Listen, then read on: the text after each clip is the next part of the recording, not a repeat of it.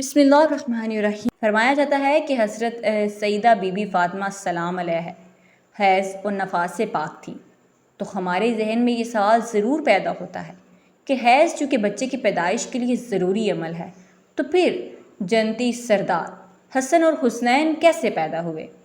آقائے دو جہاں صلی اللہ علیہ وآلہ وسلم کی لخت جگر، حضرت مولا علی کی زوجہ اور حسنین کریمین کی والدہ کی فضیلتیں قرآن پاک میں بے شمار جگہ پر بیان ہو اور ان کی شان میں بہت سی مستنص اور صحیح حدیث موجود ہیں جن سے کوئی بھی ذی شعور انسان انکار نہیں کر سکتا۔ اگر ہم ان کی سب فضیلتیں بیان کرنا شروع کر دیں تو اس میں کوئی شک نہیں کہ مہینوں لگ جائیں گے، لیکن ہم نہ تو سیدہ فاطمہ سلام علیہ کی مکمل فضیلتیں بیان کر سکیں گے اور نہ ہی ان کا شمار کر سکیں گے۔ محترم ناظرین، آج ہم حضرت محمد صلی اللہ علیہ وآلہ وسلم کی پیاری اور لاڈلی بیٹی کی ایک ایسی فضیلت کی بات کریں گے جو فضیلت صرف انہی سے منسوب ہے۔ یہ ایسی فضیلت ہے کہ پوری کائنات میں صرف ایک ہی عورت کو حاصل ہوئی۔ ویسے تو سارے اہل بیت کی پاکی اور طہارت کے متعلق بے شمار احادیث مبارکہ ہیں، لیکن گوشہ رسول اللہ صلی اللہ علیہ وآلہ وسلم کی بیٹی پاک عورت تھی کہ اللہ نے ان سے حیض و نفاس کو دور رکھا۔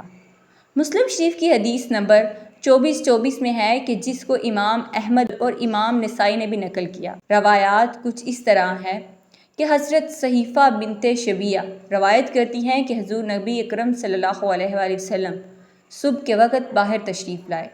آپ صلی اللہ علیہ وآلہ وسلم نے ایک چادر اوڑھی ہوئی تھی جس پر سیاہ اون سے کجاؤں کے نقش بنے ہوئے تھے۔ حضرت حسن ابن علی آئے تو آپ صلی اللہ علیہ وآلہ وسلم نے انہیں اسی چادر میں داخل کر لیا۔ پھر حضرت حسین آئے اور ان کے ہمراہ چادر میں داخل ہو گئے۔ پھر حضرت سیدہ فاطمہ آئی اور آپ صلی اللہ علیہ وآلہ وسلم نے ان کو بھی اسی چادر میں داخل کر لیا۔ پھر حضرت سیدنا علی آئے تو آپ صلی اللہ علیہ وآلہ وسلم نے انہیں بھی چادر میں لے لیا۔ پھر آپ صلی اللہ علیہ وآلہ وسلم نے قرآن پاک کی یہ آیت مبارکہ پڑھی: اے اصل بیت اللہ، تو یہی چاہتا ہے کہ تم سے ہر طرح کی آلودگی دور کر دیں تو تم کو خوب پاک و صاف کر دیں۔ آپ کا نام فاطمہ، لقب زہرا اور بتول ہے۔ سیدہ فاطمہ نے بچپن میں بہت ہی معصوم اور پاکیزہ گزارا۔ بی بی فاطمہ نے اپنے بابا حضرت محمد صلی اللہ علیہ وآلہ وسلم اور اپنی ماں حضرت حتیجہ کی آغوش محبت میں بہترین تربیت حاصل کی۔ سیدنا فاطمہ ہر وقت اللہ تعالیٰ کی عبادات میں مشغول رہتی تھی۔ آپ دوسری عام لڑکیوں کی طرح کھیل کود میں وقت ضائع نہیں کرتی تھی۔ آپ کو لوگ عابدہ، زاہدہ اور طاہرہ کے نام سے جانتے تھے۔ کئی حدیثوں میں ملتا ہے کہ جو فاطمہ علیہ السلام کے اخلاق اور عادات اور بات چیت کرنے کا طریقہ اپنے بابا حضرت محمد مصطفیٰ صلی اللہ علیہ وآلہ وسلم سے بہت ہی ملتا جلتا تھا۔ آپ کے الفاظ میں بہت ہی نرمی ہوتی تھی، ہر سننے والے پر گہرے تاثرات چھوڑ جاتے تھے۔ آپ کے بابا جان حضرت محمد مصطفیٰ صلی اللہ علیہ وآلہ وسلم بی بی فاطمہ کی پاکیزہ مہک سونگھ لیتے تو آپ صلی اللہ علیہ وسلم فرمانے لگے جاتے: فاطمہ حور ان انسیہ فاطمہ، تو انسانی حور ہے، تو جنت کی حوروں کی سردار ہے۔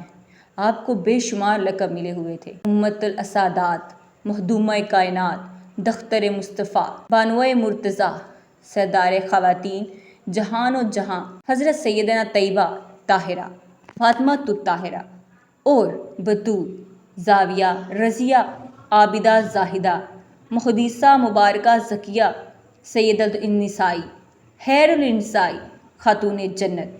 حضور صلی اللہ علیہ وسلم فرماتے تھے کہ فاطمہ میرے جسم کا حصہ ہے۔ حدیث پاک ہے کہ بی بی فاطمہ دونوں جہانوں کی عورتوں کی سردار ہے۔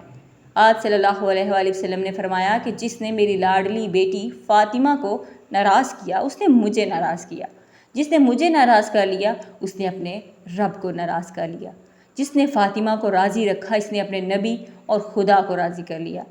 امام نسائی حدیث روایت کرتے ہیں کہ حضور صلی اللہ علیہ وآلہ وسلم نے فرمایا: میری بیٹی فاطمہ انسانی حور ہے جس نے نہ کوئی گندگی اور نہ ہی توبت آتی ہے اور نہ ہی میل۔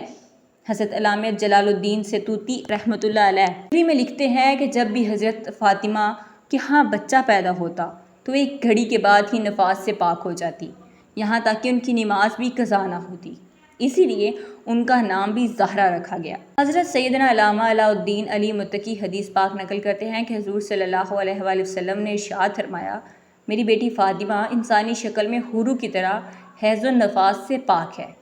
اور حدیث پاک میں ہے کہ علی حضرت علی رضی اللہ عنہ سے روایت ہے کہ میں نے اللہ کے رسول صلی اللہ علیہ وآلہ وسلم سے عرض کیا کہ یا رسول اللہ صلی اللہ علیہ وسلم، آپ نے بطول نام کیوں رکھا؟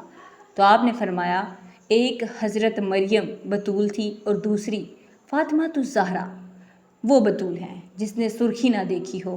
اللہ تعالیٰ نے حضرت محمد مصطفیٰ صلی اللہ علیہ وآلہ وسلم سے وعدہ کیا کہ میں بی بی فاطمہ کو تمام الاذتوں سے پاک و صاف رکھوں گا۔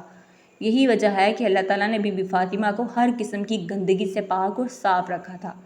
بی بی فاطمہ اپنے بابا آقائے دو جہاں حضرت محمد مصطفیٰ صلی اللہ علیہ وآلہ وسلم سے بہت ہی مشابہت رکھتی تھی۔ آپ رضی اللہ عنہ جب چلتی تھی تو دیکھنے والے کو حضرت محمد مصطفیٰ صلی اللہ علیہ وآلہ وسلم کی یاد آ جاتی تھی۔ آپ کا لہجہ، بات کرنے کا طریقہ، کھانا پینا، اٹھنا بیٹھنا اپنے والد گرامی جیسا تھا۔ اکثر دوستوں کے ذہن میں یہ سوال پیدا ہو رہا ہوگا کہ جب سیدہ فاطمہ حیض و نفاس سے پاک تھی تو پھر ان کی اولاد کیسے ہوئی؟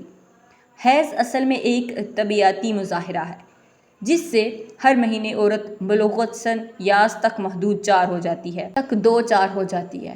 اس حیض کے خون سے ہی بچے کی پرورش کی جاتی ہے۔ یہ اللہ تعالیٰ کا نظام قدرت ہے۔ لیکن یہاں بات اس خاندان کی ہو رہی ہے کہ جن کے لیے اللہ پاک نے یہ کائنات بنائی۔ اسی لیے جب بات وجیہ تخلیق کائنات حضور اقدس صلی اللہ علیہ وآلہ وسلم کی بیٹی کی ہو تو اللہ پاک نے اس کی کائنات کے نظام کو ہی بدل کے رکھ دیا۔